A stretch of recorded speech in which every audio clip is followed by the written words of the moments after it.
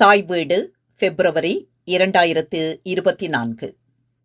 லெனினின் நூற்றாண்டை நோக்கி சோவியத்தின் கல்வி மேம்பாட்டில் லெனினின் பங்களிப்பு. எழுதியவர் தேனா ஞாலசீர்த்தி மீனிலங்கோ. வாசிப்பவர் ஆனந்தராணி பாலேந்திரா.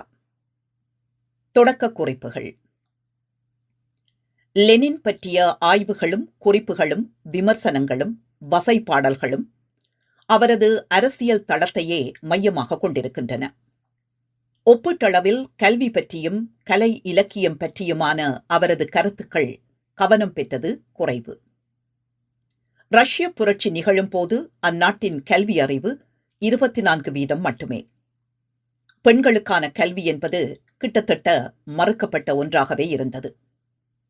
தொழிலாள வர்க்க மக்களுக்கு கல்வி அறிவு அளித்து அவர்களின் பண்பாட்டு மட்டத்தை உயர்த்தி அவர்களின் தேவைகளை நிறைவேற்றுவதன் மூலம் சோஷலிசத்தின் இலக்குகளை அடைய முடியும் எனவும் இதில் நூலகங்கள் முக்கிய பங்காற்ற முடியும் எனவும் லெனின் கருதினார்.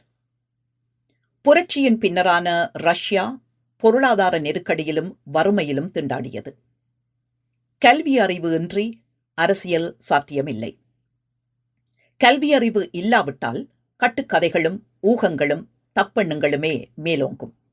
எனவே கல்விக்கு முக்கியத்துவம் கொடுப்போம் என லெனின் முன்மொழிந்தார். அதை தனது தலைமையில் நடத்தியும் காட்டினார். சோவியத் ஒன்றியத்தின் உருவாக்கத்திலும் எழுச்சியிலும் கல்வி அறிவு அடிப்படையான பங்களிப்பை வழங்கியது. ஆட்சி, சட்டம் அல்லது நம்பிக்கை ஆகியவற்றின் அடிப்படையில் அமைப்புகளை நிறுவுவதன் மூலம் தலைமுறையினரின் வாழ்க்கையை வடிவமைக்கிறவர்களே உலக வரலாற்று நாயகர்களாகிறார்கள் என்று சொல்வார் சிந்தனையாளர் கெகல். அது லெனினுக்கு மிகச் சிறப்பாக பொருந்துகிறது. சில சமயங்களில் இந்த நாயகர்கள் காலத்தின் கல்வியாளர்கள் என்று அழைக்கப்படுகிறார்கள். கல்வியாளர் என்ற சொல்லாடல் மரியாதைக்குரியது. வரலாற்றாசிரியர்கள் ரஷ்ய புரட்சியின் பின்னர் நிகழ்ந்ததை ஒரு மகத்தான கல்வியியல் வெற்றி என்று குறிப்பதன் மூலம் கல்வியலாளர் என்ற மரியாதையை லெனினுக்கு வழங்கினார்கள். லெனின் கல்வி பற்றிய ஆய்வுக் கட்டுரை எதுவும் எழுதவில்லை. ஆனால் கல்வி பற்றிய அவரது கருத்துக்கள் குறைவாகவும் அதேவேளை நடைமுறை சார்ந்தும் இருந்தன. மேலும் சோவியத் கல்வி முறைக்கு வழிகாட்டும் எந்த பெருந்திட்டத்தையும் அவர் உருவாக்கவில்லை. ஆயினும் கூட கட்சியினதும் நாட்டினதும் தலைவராக கல்வி திட்டங்கள் மற்றும் கொள்கைகளை உருவாக்குவதில் அவர் நேரடியாக பங்கேற்றார். குறிப்பாக சில விடயங்களில் உள்ளடங்கியிருந்த சின்ன சின்ன விவரங்களுக்கு வியக்கத்தக்க வகையில் கவனம் செலுத்தினார். அவரது உரைகள், குறிப்புகள், கல்வியியல் சிக்கல்களை கையாளும் அவரது பரிந்துரைகள் மற்றும் முடிவுகளை முன்வைக்கும் கடிதங்கள் ஆகியவற்றிலிருந்து கல்வி பற்றிய அவரது பார்வையை அறிந்து கொள்ள முடிகிறது. அவரது நடவடிக்கைகளும் அதிகாரமும் சோவியத் கல்வியின் போக்கிற்கு இன்று வரை அடிப்படையில் பராமரிக்கப்படும் ஒரு திசையை வழங்க உதவின என்பதை மறுப்பதற்கில்லை. லெனினும் மக்களுக்கான கல்வியும். 1894 பீட்டர்ஸ்பர்க் மார்க்சிஸ்ட் வட்டத்தின் ஒரு விருந்தில் லெனின் தனது வருங்கால மனைவியை முதலில் சந்தித்தார். அவர்களுக்கிடையிலான உரையாடல் கல்வி அறிவின்மை பிரச்சினைக்கு திரும்பியது. குழுவில் உள்ள சிலர் கல்வியை சமூக ஒழுங்கை மாற்றுவதற்கான வழிமுறையாக கருதினர். லெனின் இக்கருத்தை எள்ளல் நிறைந்த சிரிப்புடன் கேட்டுக்கொண்டிருந்ததை குருப்ஸ்காயா அவதானித்தார். அது சாத்தியமற்றது என்பதில் அவர் உறுதியாக இருந்தார். கல்வி அறிவின்மைக்கான குழு மூலம் யாரேனும் நாட்டை காப்பாற்ற விரும்பினால் நாங்கள் அவர்களை தடுக்க மாட்டோம் என்று அவர் கூறினார். அப்போது அவருக்கு 24 வயதுதான். ஆனால் தனது நம்பிக்கைகளிலும் அவற்றிற்கான மூலோபாயத்திலும் அவர் உறுதியாக இருந்தார். பண்பாட்டு வளர்ச்சிக்கு முன் அரசியல் புரட்சி ஏற்பட வேண்டும். தற்போதுள்ள நிலைமைகளின் படிப்படியான சீர்திருத்தத்தின் மீது நம்பிக்கை வைப்பது குழந்தைத்தனமான கற்பனையில் ஈடுபடுவதாகும் என்று அவர் கூறினார்.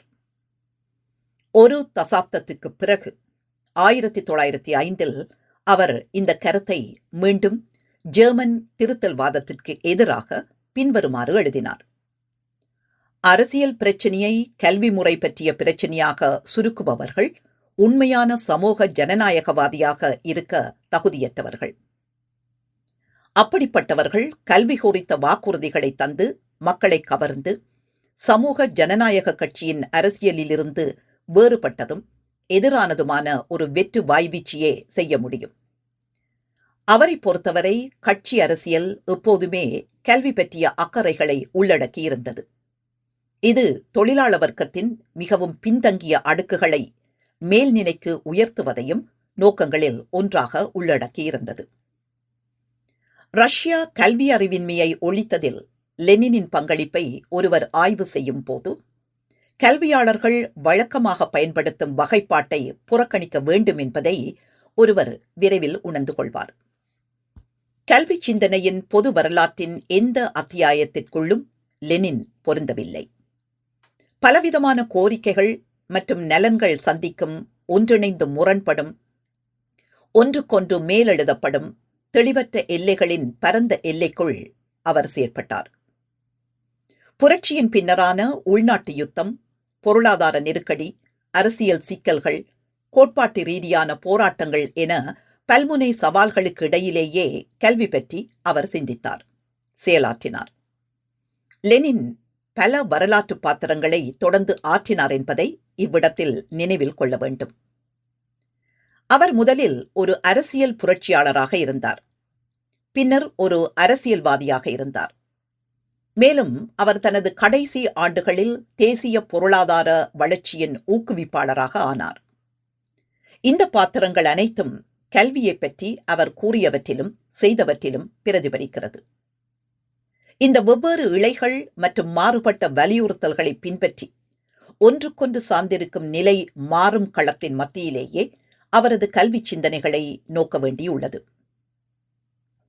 2 கல்வி மரபுகளோடு லெனின் தனது காலம் முழுவதும் போராடினார். முதலாவது நவீன பொதுக் கல்வியின் மதச்சார்பற்ற பாரம்பரியமாகும். இது அறிவொளியின் பிற்காலத்தில் அதன் தார்மீக நம்பிக்கைகளால் ஈர்க்கப்பட்டு உருவானது. மனிதர்கள் மீதான இயற்கையான நல்லெண்ணத்தாலும் பகுத்தறிவு மீதான நம்பிக்கையாலும் ஜனநாயக கட்டுப்பாட்டின் மூலம் மறுசீரமைக்கப்பட்டு கட்டுப்படுத்தப்பட வேண்டிய ஊழல் நிறைந்த சமூக நிறுவனங்களுக்கு எதிராக அமைக்கப்பட்டுள்ளது. இது எதிர்காலத்தில் அரசியல் கொடுங்கோன்மை மற்றும் மதவாதத்திற்கு எதிராக பாதுகாப்பாக செயற்படுவதற்கு பகுத்தறிவை அடிப்படையாக கொள்ள வேண்டும் என்று கோரியது. அறிவொளியின் சமூக முன்னேற்றத்தில் லெனின் நம்பிக்கை வைத்திருந்தாலும் பகுத்தறிவின் தன் விடுதலை நோக்கிய ஆற்றல் பற்றி அவர் ஐயமுற்றார்.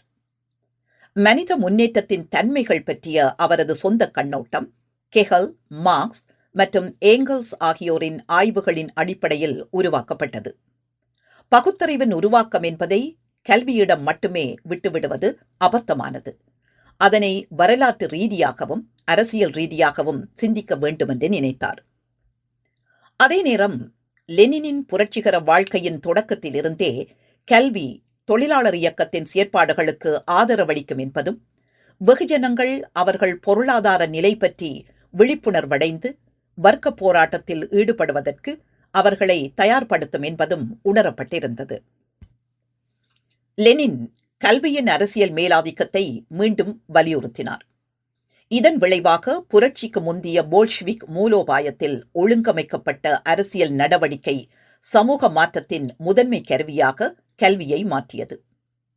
புரட்சியானது பண்பாட்டு சீரமைப்பிற்கு முந்தியதாக இருக்க வேண்டும்.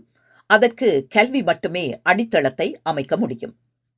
பின்னர் புதிய சமூகத்தில் அரசியல் சித்தாந்தம் கல்வி நிறுவனங்களை அதன் படிப்படியான உள்மயமாக்கலை பாதுகாக்கவும், திட்டமிட்ட சமூக இலக்குகளை அடைவதற்கான பொதுவான முயற்சிகளை வழிநடத்தவும் உதவும் என்று அவர் வாதிட்டார்.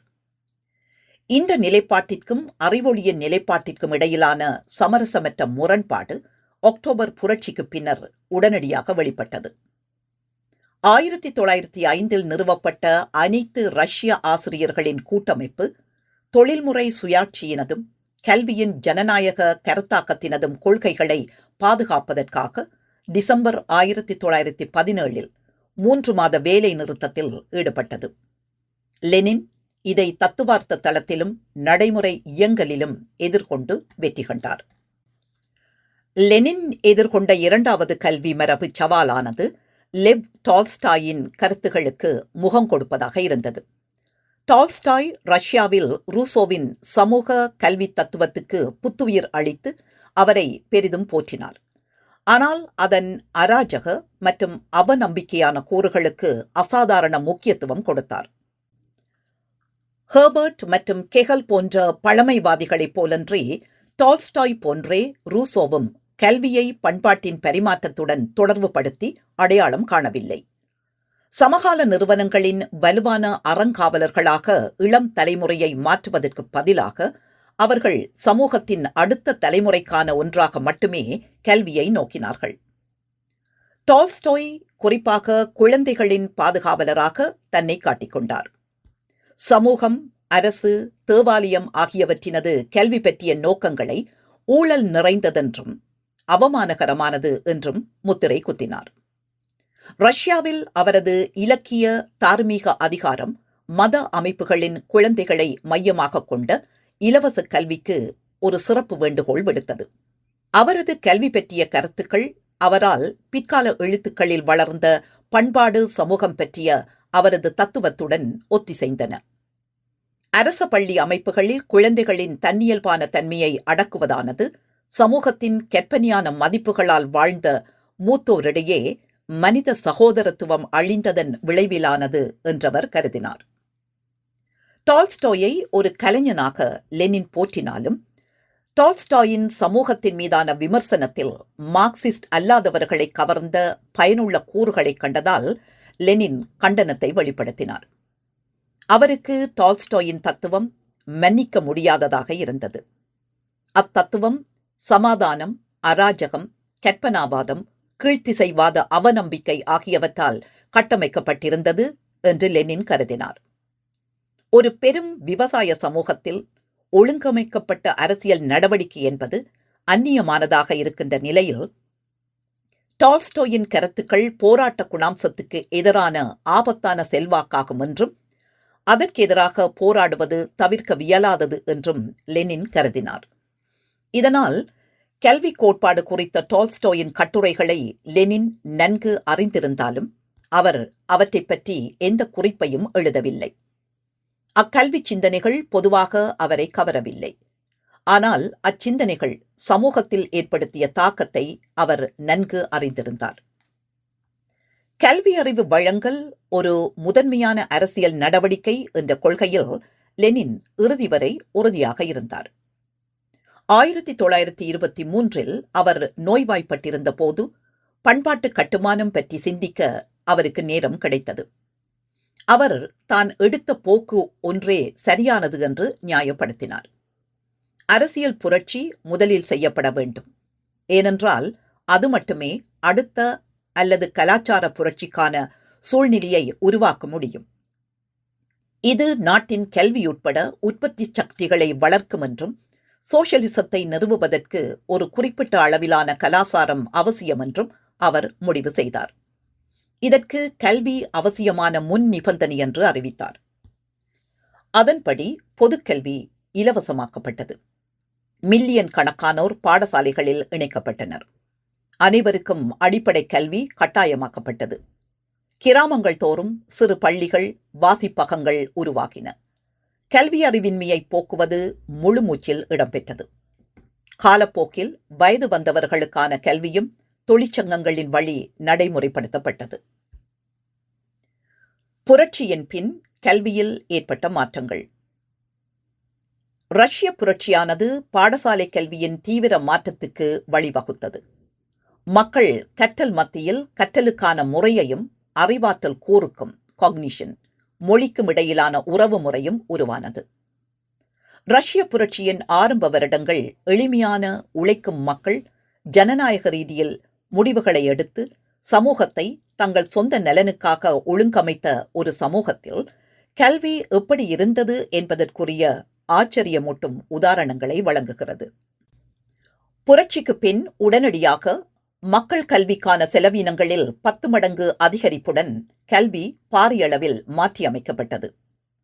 3 வயது முதல் 16 வயது வரையிலான அனைத்து குழந்தைகளுக்கும் கல்வி இலவசமாக்கப்பட்டதோடு கட்டாயமாக்கப்பட்டது. பாடசாலைகளின் எண்ணிக்கை புரட்சியின் முதல் 2 ஆண்டுகளுக்குள் குறைந்தபட்சம் இரட்டிப்பாக்கப்பட்டது.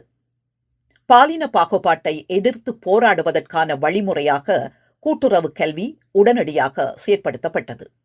மேலும் கற்றல் மற்றும் பிற குறைபாடுகள் உள்ள மாணவர்களுக்காக முதல் முறையாக பாடசாலைகள் உருவாக்கப்பட்டன. வெகுஜன எழுத்தறிவை வளர்ப்பது புரட்சியின் வெற்றிக்கு முக்கியமானதாக கருதப்பட்டது. நாட்டில் கல்வி அறிவின்மை போன்ற ஒன்று இருக்கும் வரை அரசியல் கல்வியை பற்றி பேசுவது கடினம் என்றார் லெனின். இதன் விளைவாக கடுமையான நிலைமைகள் இருந்த போதிலும் தேசிய அளவில் குழந்தைகள், வீரர்கள், இளம் பருவத்தினர் மத்தியில் கல்வி அறிவு பிரச்சாரங்கள் தொடங்கப்பட்டன. பெரும்பான்மையான தொழிலாளர்களும் விவசாயிகளும் கல்வி அறிவு அற்றவர்களாகவே இருந்தனர். இலவச பொதுக்கல்விக்கான உத்தரவாதம், சமூகத்தை தங்கள் சொந்த நலன்களுக்காக நடத்த தயாராக இருக்கும் புதிய தலைமுறையை உருவாக்கவும், தொழிலாளர்களின் கல்விக்கும் வீட்டு வேலைகளில் இருந்து பெண்களை விடுவிக்கும் வழிமுறை அவசியம் என்பதை லெனின் தலைமையில் பணியாற்றியோர் புரிந்து கொண்டனர். இதனால் நாடு முழுவதிலும் குழந்தைகள் காப்பகங்கள் மற்றும் பாலர் பாடசாலைகளை உருவாக்க முயற்சிகள் மேற்கொள்ளப்பட்டன. புரட்சிக்கு பின்னரான காலத்தில் பொருளாதார நிலைமைகளின் அடிப்படையில் இந்த முயற்சிகள் எதுவும் எளிதில் நிறைவேறவில்லை. ஏனெனில் ஜார் ஆட்சியின் அலங்கோலமானது பொருளாதார ரீதியாக வறுமைப்பட்ட நாடாக ரஷ்யாவை மாற்றியிருந்தது. ரஷ்ய கம்யூனிஸ்ட் கட்சியில் பின்னர் சேர்ந்த பத்திரிகையாளரான விக்டர் சர்ச் கல்வியாளர்கள் எதிர்கொள்ளும் திகைப்பூட்டும் முரண்பாடுகள் மற்றும் உள்நாட்டு போரை அடுத்து நிலவிய பரிதாபகரமான நிலைமைகளை பின்வருமாறு விவரிக்கிறார். குளிர்காலத்தில் கந்தலணிந்த பசியுள்ள குழந்தைகள் வகுப்பறையின் நடுவில் ஒரு சிறிய அடுப்புக்கு அருகில் கூடுவார்கள். மரச்சாமான்கள் எரிபொருளாக பயன்பட்டன. இது உறையும் குளிரில் இருந்து சிறிது நிவாரணம் அளிக்கின்றது. அங்கு 4 பேருக்கு ஒரு பென்சில் இருந்தது. அவர்களின் பள்ளி ஆசிரியர் பசியுடன் இருந்தார். வளங்களின் பற்றாக்குறையின் அளவை ஒரு வரலாற்றாசிரியர் பின்வருமாறு விவரிக்கிறார்.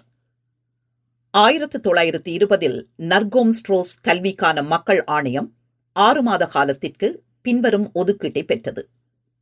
60 மாணவர்களுக்கு ஒரு பென்சில், 22 மாணவர்களுக்கு ஒரு பேனா, 2 மாணவர்களுக்கு ஒரு கொப்பி.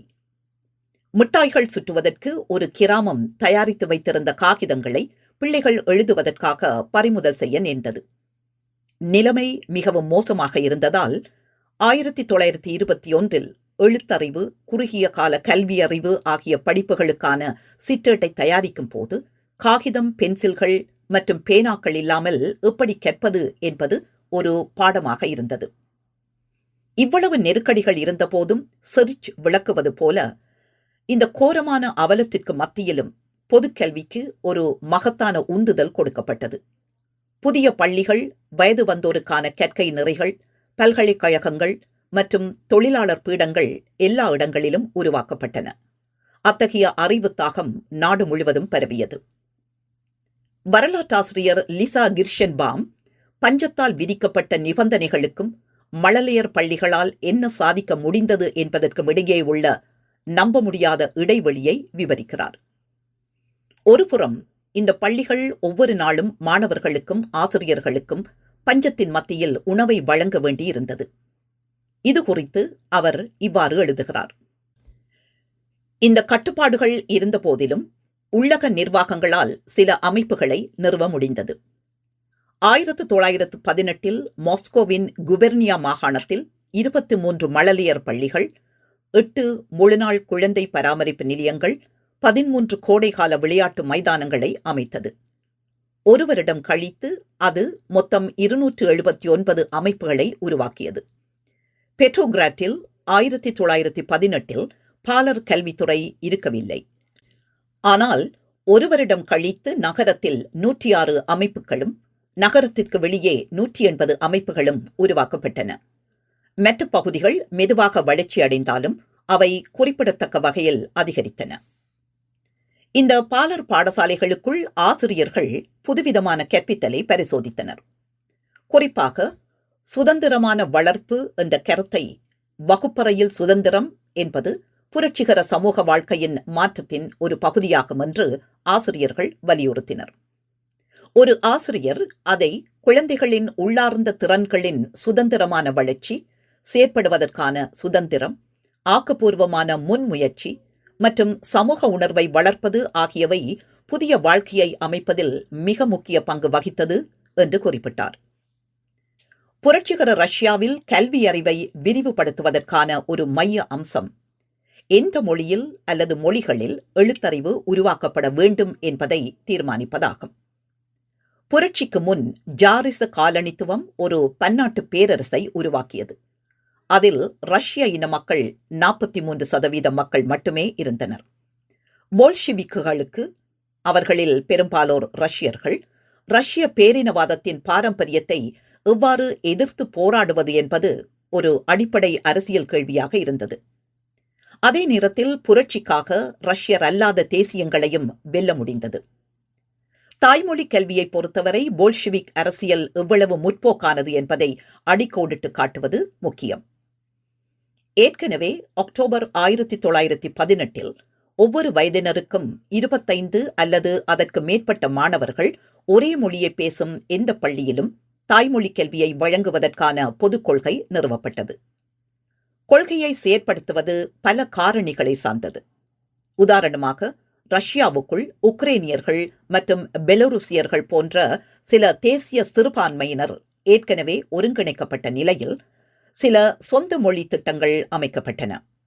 இருப்பினும் உக்ரைனுக்குள் சொந்த மொழி கல்வியின் அளவு புரட்சிக்கு பின்வந்த ஆண்டுகளில் உக்ரைனிய மொழி ஆசிரியர்களுக்கும் உக்ரைனிய மொழி பாட புத்தகங்களுக்கும் தேவையின் அவசரத்தை பிரதிபலித்தது. பழைய பேரரசின் காக்கசஸ் மற்றும் மத்திய ஆசிய பகுதிகளில் உள்ள மக்களுக்கான எழுத்தறிவு கல்வியை பூர்வீகமாக்குவது மிகவும் சிக்கலான பணியாக இருந்தது. ஜாரிச பேரரசின் கீழ் இந்த பிராந்தியங்களில் உள்ள பூர்வீக மக்களை பிரிக்க பேச்சு வழக்கில் உள்ள வேறுபாடுகளை பயன்படுத்த முயற்சிகள் மேற்கொள்ளப்பட்டது. இது புரட்சியின் பின்னர் கல்வி அறிவையும் மொழி அறிவையும் வழங்குவதில் சிரமங்களை உருவாக்கியது. சில சந்தர்ப்பங்களில் மிகவும் பரவலாக பேசப்படும் மொழிகளுக்கு இன்னும் எழுத்து முறையை உருவாக்கவில்லை. எனவே கல்வியை சுதேசியமயமாக்குவதன் ஒரு பகுதியாக பள்ளியில் எந்த மொழியை பயன்படுத்த வேண்டும், எந்த அமைப்பை, உதாரணமாக சிரிலிக், ரோமன் அல்லது அரபு எழுத்துக்கள் அல்லது முற்றிலும் வேறு ஏதாவது எழுதுவதற்கு பயன்படுத்த வேண்டும் போன்ற கேள்விகள் எழுந்தன. இந்த நடைமுறை சவால்கள் இருந்த போதிலும் தாய்மொழி கல்வி விதிவிலக்காக இல்லாமல் விதியாக மாறியது. இதை உறுதிப்படுத்தும் குறிகாட்டி பாடப்புத்தகங்கள் வெளியிடப்பட்ட மொழிகளின் எண்ணிக்கை ஆகும். இது 1924 25 1925 34 1927 44 வளர்ந்தது. அதே நேரத்தில் பல்கலைக்கழக நுழைவுத் தேர்வுகள் இல்லாமலாக்கப்பட்டன. பல்கலைக்கழகங்கள் தொழிலாளர்களுக்கு திறக்கப்பட்டன. விரிவுரைகள் இலவசமாக இருந்தன. கலை பகிரங்கப்படுத்தப்பட்டது. நூலகங்களின் எண்ணிக்கை வியக்கத்தகு அளவில் அதிகரித்தது. மக்கள் தங்கள் வாழ்க்கையைப் பற்றியும் சமூகத்தைப் பற்றியும் ஜனநாயக முடிவுகளை எடுக்கும் ஒரு சமூகத்தில் கற்றலுக்கான நம்ப முடியாத பசி இருந்தது. இது குறித்து 1919 ரஷ்யா என்ற நூலை எழுதிய ஆத்தர் ரன்சோம் இவ்வாறு விவரிக்கிறார். உதாரணமாக, ஒரு கற்கை நெறியில் விரிவுரை அறைகளின் பயங்கர குளிரையும் பொருட்படுத்தாமல் 1000 ஆண்கள் கலந்து கொள்கிறார்கள். விளங்கப்படுத்துவதற்காக அங்குள்ள உலோக கருவிகளை தொடுவதால் அறிவியல் பேராசிரியர்களின் கைகள் உறை பனியால் விறைக்கின்றது. ஒரு புதிய கல்வி முறை உருவாக்கப்பட்டது. அதில் பாரம்பரிய கல்வி தூக்கி எறியப்பட்டு புதுமையான நுட்பங்கள் செயற்படுத்தப்பட்டன. அவை சுய செயற்பாடு, கூட்டுத்தன்மை மற்றும் விருப்பத்தை வலியுறுத்துகின்றன. மேலும் இது மாணவர்களின் முன் அனுபவம், அறிவு மற்றும் உண்மையான உலகத்துடன் தொடர்புகளை ஈர்த்தது. புரட்சிக்கு பிறகு ரஷ்யாவில் விரிவாக பயணம் செய்த அனா லூயிஸ் ஸ்ட்ராங் என்ற அமெரிக்க பத்திரிகையாளர் தனது அனுபவங்களைப் பற்றி எழுதினார். அதில் ஒரு ஆசிரியருடன் உரையாடலை இவ்வாறு விவரிக்கிறார். நாங்கள் அதை வேலை பள்ளி என்று அழைக்கிறோம் என்று ஒரு ஆசிரியர் என்னிடம் கூறினார். நாங்கள் அனைத்து ஆய்வுகளையும் குழந்தையின் விளையாட்டு மற்றும் உற்பத்தி வேலையிலுள்ள உறவின் அடிப்படையாக கொண்டுள்ளோம். நாம் அவர்களை சுற்றியுள்ள வாழ்க்கையிலிருந்து தொடங்குகிறோம். கிராமத்தில் உள்ளவர்கள் எப்படி வாழ்கிறார்கள், அவர்கள் என்ன உற்பத்தி செய்கிறார்கள், அதை உற்பத்தி செய்ய அவர்கள் என்ன கருவிகளை பயன்படுத்துகிறார்கள், அவர்கள் அனைத்தையும் சாப்பிடுகிறார்களா அல்லது அதில் சிலவற்றை பரிமாறுகிறார்களா, எதற்காக பரிமாற்றிக் கொள்கிறார்கள், எவ்வகையான குதிரைகள், அக்குதிரைகளால் மனிதனுக்கு என்ன பயன், பன்றிகள் என்றால் என்ன, அவற்றை குண்டாக மாற்றுவது எது, குடும்பங்கள் என்றால் என்ன, அவர்கள் ஒருவரையொருவர் எவ்வாறு ஆதரிக்கிறார்கள், குடும்பங்களை ஒழுங்கமைத்து பராமரிக்கும் கிராமம் எது என்று ஆசிரியர் சொன்னார். இது சுவாரஸ்யமான இயற்கை ஆய்வு மற்றும் சமூகவியல். ஆனால் நீங்கள் கணிதத்தை எவ்வாறு கற்பிக்கிறீர்கள் என்று நான் கேட்டேன். ஆச்சரியத்துடன் என்னை பார்த்தார். உண்மையான சூழ்நிலைகள் பற்றிய உண்மையான பிரச்சனைகளால் என்று அவர் பதிலளித்தார். ஒரு ஆண்டவரிடம் 10,000 ரூபிள் வைத்து 5,000 வட்டிக்கு போட்டுவிட்டு அவருடைய லாபம் என்ன என்று குழந்தைகளிடம் கேட்கும் பாடப்புத்தகத்தை நாம் பயன்படுத்தலாமா? பழைய கணிதம் குழந்தைகள் இப்போது பார்க்காத சிக்கல்களை கொண்டுள்ளது. இனி இல்லாத சூழ்நிலைகள் மற்றும் பண மதிப்புகள், நாங்கள் ஊக்குவிக்க விரும்பாத பரிவர்த்தனைகள் ஆகியவற்றால் அது நிறைந்துள்ளது. மேலும் அது எப்போதும் முற்றிலும் தூய தன்மையான முறையியல் சார்ந்ததாக இருந்தது. அதனால் அது நடைமுறை யதார்த்தத்தில் இருந்து மிகவும் விலகியதாக இருந்தது. ஒவ்வொரு குடும்பத்திலும் உள்ள எண்ணிக்கையை கூட்டி கிராமத்தில் எத்தனை மாடுகள் உள்ளன என்பதை கண்டறிய எங்களுக்கு கூடுதலாக எளிய சிக்கல்கள் உள்ளன. உணவை பிரிப்பதில் உள்ள எளிய சிக்கல்கள், கிராமம் எவ்வளவு ஏற்றுமதி செய்ய முடியும் என்பதை அறிய விகிதாசாரத்தில் உள்ள பிரச்சினைகள், எங்கள் கிராமத்தில் 300 குடும்பங்கள் இருந்தால் ஒவ்வொருவரும் எத்தனை செம்படை வீரர்களை இராணுவத்துக்கு வழங்க வேண்டும், உள்ளாட்சி சோவியத்தில் ஒவ்வொருவருக்கும் எத்தனை பிரதிநிதிகளுக்கு உரிமையுண்டு, வீட்டின் மூத்த பிள்ளைகள் தங்கள் குடும்பங்களுக்கான உணவு வரியை கணக்கிடுகிறார்கள். இதுபோன்ற விடயங்களால் எங்கள் பள்ளிகளில் பெற்றோரும் ஆர்வம் காட்டத் தொடங்குகிறார்கள் என்று விரிவான பதிலை ஆசிரியர் வழங்கினார். பள்ளிகளுக்குள் மாணவர் அரசாங்கங்கள் அமைக்கப்பட்டன.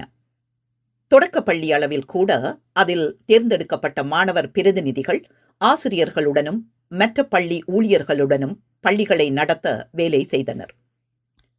புரட்சியின் கொள்கைகளை நடைமுறைப்படுத்த வேண்டும்.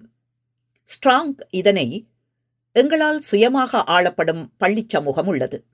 இதில் ஆசிரியர்கள், குழந்தைகள் மற்றும் காவலாளிகள் அனைவரும் சமமான குரலை கொண்டுள்ளனர்.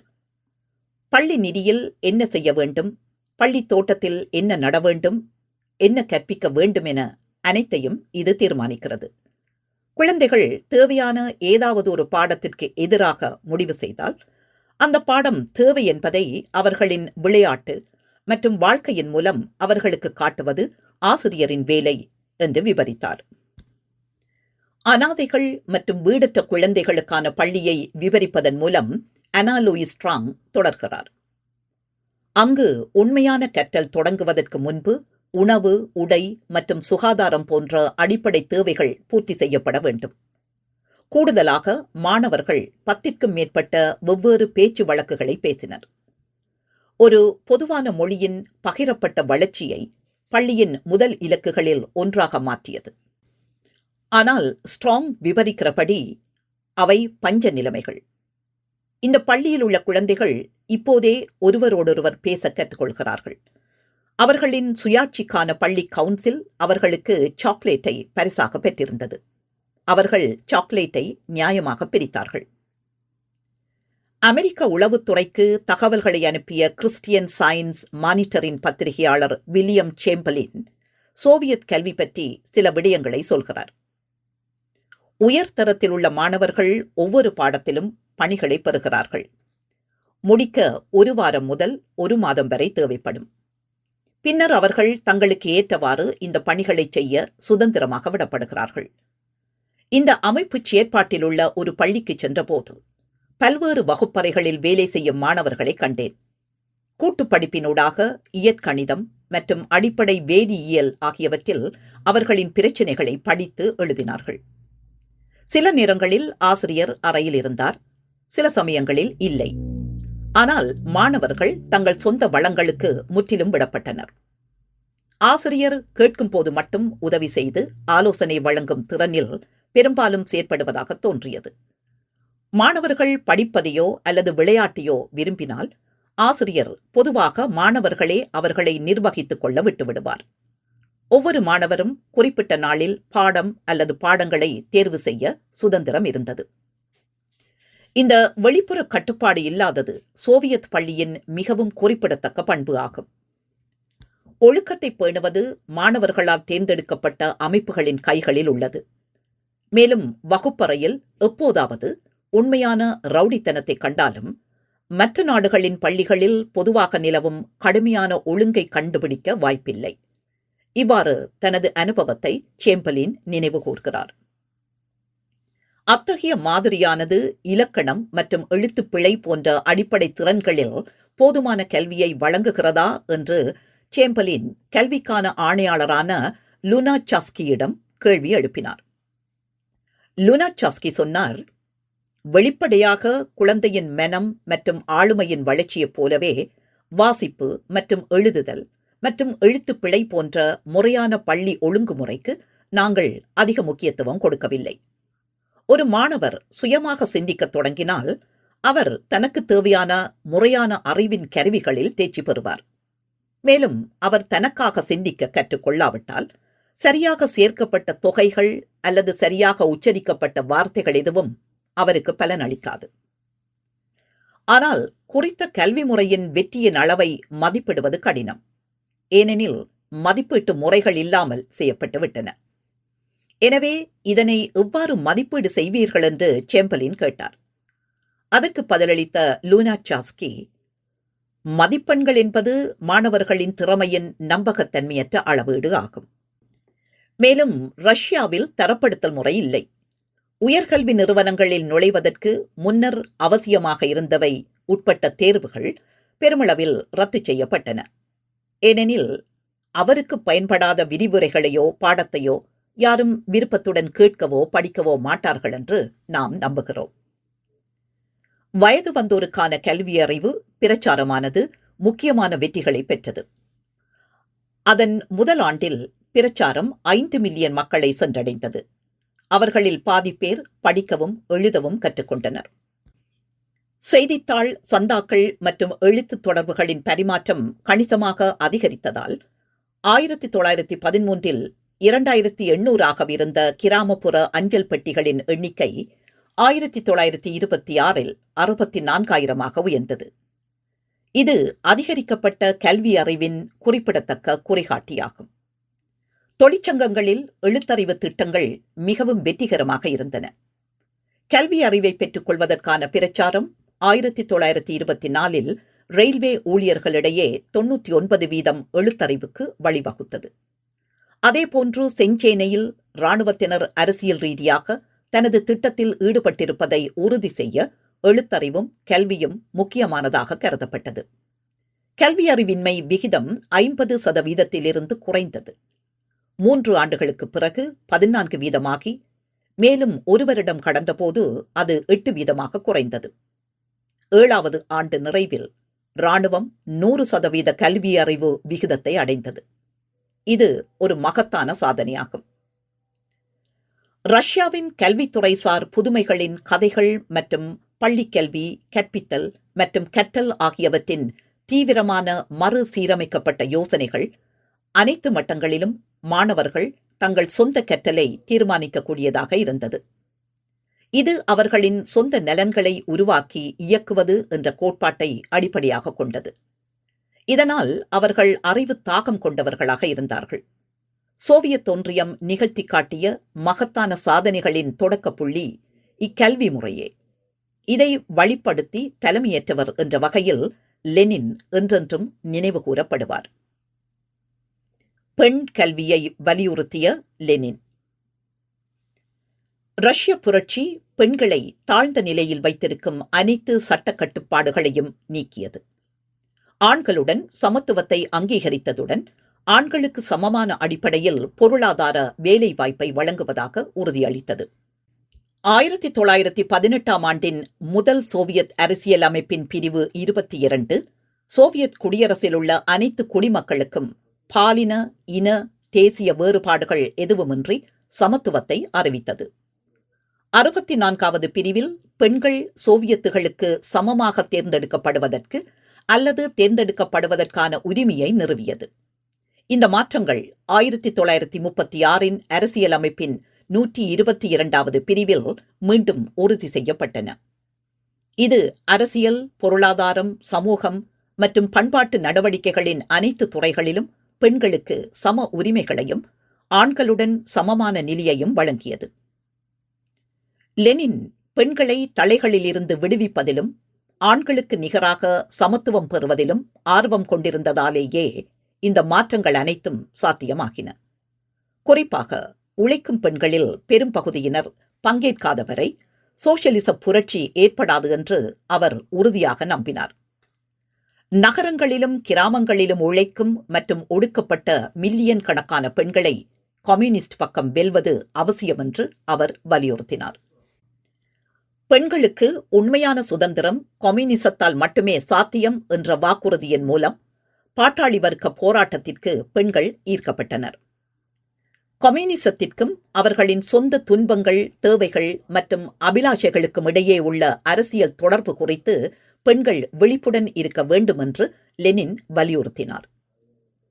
பாட்டாளி வர்க்க சர்வாதிகாரம் தங்களுக்கு எதை சாத்தியமாக்கும் என்பதை பெண்கள் உணர வேண்டும் என்று அவர் வலியுறுத்தினார். உண்மையில் சீர்திருத்தங்கள் மூலம் பெண்களை திருப்திப்படுத்த முயற்சிப்பதற்கு பதிலாக ஆண்களின் புரட்சிகர இலட்சியங்கள் குறை மதிப்பிற்கு உட்படுத்துவதை தடுக்க பெண்களை புதிய ஒழுங்கின் தீவிர பாதுகாவலர்களாக மாற்ற விரும்பினார். அதற்கு பெண் கல்வியின் அவசியத்தை முன்மொழிந்தார். நாடு முழுவதும் பெண் கல்விக்கான பிரச்சாரங்கள் பரந்தளவில் முன்னெடுக்கப்பட்டன. பெண்கள் கல்வி அறிவு பெற்றனர். இதன் பயனை சோவியத் ஒன்றியம் நீண்ட காலத்திற்கு அனுபவித்தது. 1936ஆம் ஆண்டு ஸ்டாலின் தலைமையில் புதிய அரசியல் அமைப்பின் 122வது பிரிவு பெண்களுக்கு ஆண்களுடன் சம உரிமையும் ஏற்கனவே குறிப்பிட்டுள்ளபடி சமமான ஊதியமும் வழங்கப்படுவதை உறுதி செய்தது. இது பெண்கள் உயர்கல்வியில் ஈடுபடுவதையும் உயர் பதவிகளை பெறுவதையும் ஊக்கப்படுத்தியது. நாக்சி ஜெர்மனிக்கு எதிரான போரே ரஷ்ய பொருளாதாரத்திற்கு மிக முக்கியமான அச்சாணியாக பெண்கள் செயற்பட்டதையும் அதற்கு கல்வி அறிவு உதவியதையும் எடுத்துக்காட்டுகிறது. சோவியத் ஒன்றியம் வெற்றியை உறுதிப்படுத்த அதன் அனைத்து படைகளையும் அணிதிரட்டியதால் களத்தில் ஆண்கள் போரிட ஏனைய பணிகளை பெண்களே செய்ய வேண்டியிருந்தது. 2ஆம் உலகப் போரில் ஆண்களுக்கு பலத்த இழப்புகள் ஏற்பட்ட போது மார்க்சிய பாலின சமத்துவ கோட்பாடு அசாதாரணமான அளவில் பயனுள்ளதாக இருந்தது. இரும்பு மற்றும் எஃகு தொழிலில் வேலை செய்ய பெண்களை அரசு நியமித்தது. அங்கு அவர்கள் 1944இல் 40% வேலைவாய்ப்பை பெற்றனர். இது 1939ஆம் ஆண்டோடு ஒப்பிடுகையில் 15% அதிகரிப்பு. எண்ணெய் வயல்களில் தொழிலாளர் சக்தியில் பெண்கள் 30 முதல் 40% வரை இருந்தனர். பிராவ்டா இதழ் பெருமையுடன் அறிவித்தபடி சில சுரங்க பள்ளங்களில் பெண்கள் பெரும்பான்மையான சுரங்க தொழிலாளர்களாக இருந்தனர். பெண்கள் சுரங்கம் கிண்டுபவர்களாகவும் உலோக, உருக்கு மற்றும் ஒட்டும் பணியாளர்களாகவும் கட்டுமான தொழிலாளிகளாகவும் பொருட்களை காவுவோராகவும் தெருவை சுத்தம் செய்பவர்களாகவும் ஆனார்கள். பெண்கள் வழங்கும் உழைப்பு இல்லாமல் சோவியத் பொருளாதாரம் இயங்க முடியாது. 1959இல் ஆண்களை விட 20 மில்லியன் பெண்கள் அதிகமாக இருந்ததே போரின் இழப்புகளுக்கு சான்றாகும். தொழிலாளர் சக்தியில் பாதியை பிரதிநிதித்துவப்படுத்தும் பெண்கள் மிகவும் கடினமான வேலைகளில் முக்கிய பங்கு வகித்தனர்.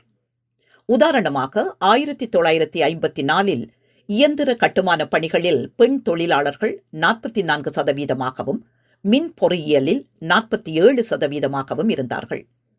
இயந்திர இயக்குநர்களில் 64%, இரும்பு உருக்கும் ஆலைகளில் 70%, இயந்திர மற்றும் மோட்டார் வாகன உறுதிப்பாகங்கள் உற்பத்தியில் 42% பெண்கள் இருந்தார்கள். பெண் மருத்துவர்களின் சதவீதம் 1913இல் 10%இருந்து 1959இல் 79%ஆக அதிகரித்தது.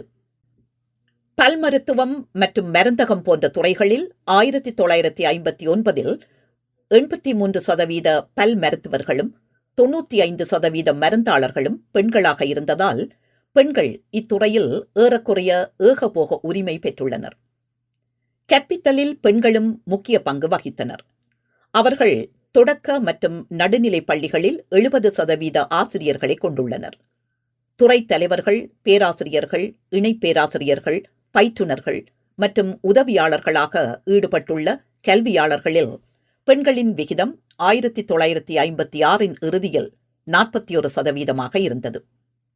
இவை அனைத்தும் கல்வியை பெண்களுக்கு வழங்கியதாலேயே சாத்தியமானது. பெண் கல்விக்கு முக்கியத்துவம் கொடுத்ததன் மூலம் லெனின் சோவியத் ஒன்றியத்துக்கு மகத்தான பணியை செய்தார். லெனின் கல்வி சிந்தனைகளில் பெண் கல்வி முக்கியமாக கவனம் பெறல் வேண்டும். நிறைவு குறிப்புகள். புரட்சியின் பின்னர் கல்வி அறிவின்மையை ஒழித்து கட்டுவதற்கான லெனினின் முயற்சியின் முக்கியத்துவத்தை 2 விடயங்களின் அடிப்படையில் விளங்கிக் கொள்ள வேண்டும். முதலாவது, ஜார் ஆட்சியில் கல்வி அறிவு மிக குறைவான ரஷ்யாவை கல்வி அறிவு கொண்ட நாடாக மாற்றிய பெருமை லெனினையும் ஸ்டாலினையும் சாரும். லெனினது முன்முயற்சியால் 1926ஆம் ஆண்டளவில் மொத்த சனத்தொகையில் அரைவாசி பேர் கல்வி அறிவு பெற்றவர்களானார்கள். 1939ஆம் ஆண்டு புள்ளி விவர கணக்கெடுப்பின்படி 89.7% கல்வி அறிவு பெற்றவர்களாக இருந்தார்கள். ஸ்டாலின் ஆட்சியின் இறுதி காலத்தில் சோவியத் ஒன்றியத்தின் கல்வி அறிவு 100% உயர்ந்தது. இரண்டாவது, பல்லின பல்மொழி சமூகங்களையும் இனக்குழுக்களையும் கொண்ட சோவியத் ஒன்றியத்தில் எந்த மொழியில் கற்பிப்பது என்பது முதன்மையான சவாலாக இருந்தது. இதை முதலில் லெனினும் பின்னர் ஸ்டாலினும் மிகுந்த பொறுப்புணர்வுடனும் தூர நோக்குடனும் செயற்பட்டார்கள். 1924ஆம் ஆண்டு 25 மொழிகளில் பாடப்புத்தகங்கள் அச்சிடப்பட்டன. இது தொடர்ச்சியாக அதிகரித்து 1934இல் 104 மொழிகளில் பாடப்புத்தகங்கள் அச்சிட்டு பயன்படுத்தப்பட்டன. இது தாய்மொழியில் கல்வி கற்பதன் அவசியத்தையும் தாய்மொழி கல்வியானது எவ்வாறான தாக்கங்களை ஏற்படுத்தும் என்பதையும் லெனின் உணர்ந்திருந்தார் என்பதை காட்டி நிற்கின்றது. சோவியத் கல்வி முறையானது சில கேள்விகளையும் எழுப்பாமல் இல்லை. வழக்கத்தில் உள்ள கல்வி முறையானது போட்டியே மாணவர்களிடையே புத்தாக்கத்தை தூண்டுகின்றது என்றும் தண்டனைகளும் பரிசுகளுமே கற்றலுக்கான உந்துதலாக உள்ளன என்றும் மக்களை நம்ப வைத்துள்ளது. பள்ளிகள் ஒவ்வொரு குழந்தைக்கும் சிறந்த தரநிலைகளை வழங்குகின்றன. இவ்வாறான தரப்படுத்தல் முக்கியமானது போன்றவற்றை முன்மொழிகிறது. ரஷ்யாவின் புரட்சிகர கல்வி அறிவு பிரச்சாரங்களிலிருந்து நாம் உண்மையான கற்றல் புரட்சிகரமான சூழ்நிலைகளில் வெற்றி பெறுகிறது.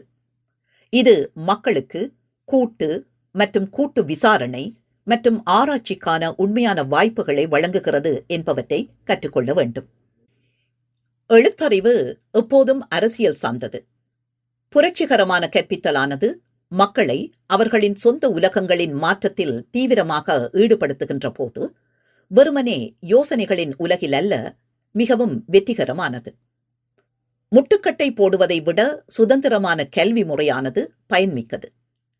மாணவர்களை வெற்று கொள்கலன்களை கொண்டவர்களாகவும் அதை ஆசிரியர்கள் நிரப்ப வேண்டுமென்றும் சிந்திக்காமல் மாணவர்களை சிந்தனையாளர்களாகவும் நடிகர்களாகவும் பார்க்கவும் ஒத்துழைப்பும் கூட்டு நடவடிக்கையும் மாணவர்களுக்கு மிகவும் பயனுள்ளதாக இருக்கும் என்பதை உணர்வதும் முக்கியமானது. லெனினும் வெற்றியளித்த சோவியத்தின் கல்வி முறையும் சொல்கிற செய்தி மிக எளியது. உண்மையிலேயே விடுதலை அளிக்கும் கல்வி முறையை கற்பனை செய்ய நாம் மார்க்ஸ் விவரித்தது போல் அனைத்து மக்களதும் சுதந்திரமான வளர்ச்சி என்பதை முன் நிபந்தனையாக சோசியலிச சமுதாயத்திற்காக போராட வேண்டும். வறுமை, சிறைகள், ஒடுக்குமுறை, சுரண்டல் போன்ற அனைத்து வடிவங்களிலிருந்து விடுபட்டு நமது சமூகத்தை மாற்றுவதன் மூலம் மட்டுமே மனித ஆற்றலையும் படைப்பாற்றலையும் முழுமையாக வெளிக்கொணர முடியும். கற்றல் எப்படி இருக்க வேண்டும் என்பதை ஆசிரியர்களும் மாணவர்களும் ஜனநாயக ரீதியில் தீர்மானிக்கும் சமூகத்தை கற்பனை செய்து பாருங்கள். நமது சொந்த படிப்புகளை உருவாக்கி மனிதகுலத்தின் ஆக்கப்பூர்வமான திறனை திறக்க சுதந்திரமாக இருக்கும் உலகில் உண்மையான வாழ்நாள் கற்றல் எப்படி இருக்கும் என்று கற்பனை செய்து பாருங்கள். இது சாத்தியமானதுதான் என்பதை லெனினதும் சோவியத்தினதும் கல்வி மற்றும் எழுத்தறிவு வரலாறு எமக்கு கற்றுக் கொடுக்கிறது. நன்றி.